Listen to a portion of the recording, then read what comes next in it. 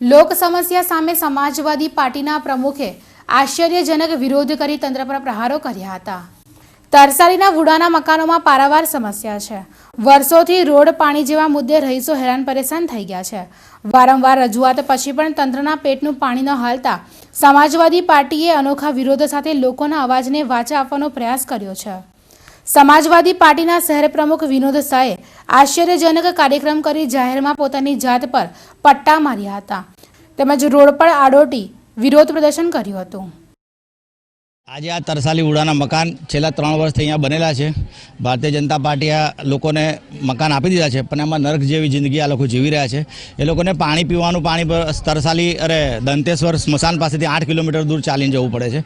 ગરડી ગરડી સ્ત્રીઓ અમે નજરે જોયું એટલે અમને સમાજવાદી પાર્ટી અમે અહીંયા ખાલી ફરવા આવ્યા હતા, કામ માટે આવ્યા હતા। અમે આ લોકોની પરિસ્થિતિ જોઈ અને અમને એવું થયું કે ના, આ લોકો માટે કંઈક કરવું જોઈએ।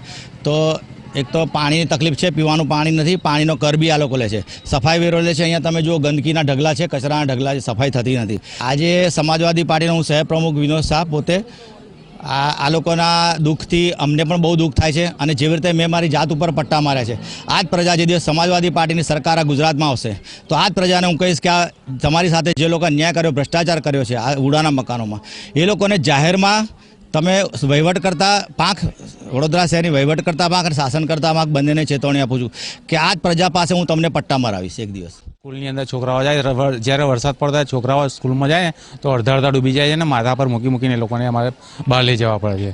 અને બીજું સાધન કોઈ ફેસિલિટી છે નહીં, રસ્તાની તો છે જ નહીં, તો તમે જોઈ રહ્યા છો બરાબર। બીજું કે રાત્રે એકલ દોકલ 1-2 છોકરીઓ કે છોકરાઓ કોઈક આવતા હોય તો વચ્ચે છેડખાની બહુ થાય, છેડખાની થાય છે, તલાવ આગળ ને પૈસા લૂંટી લે છે।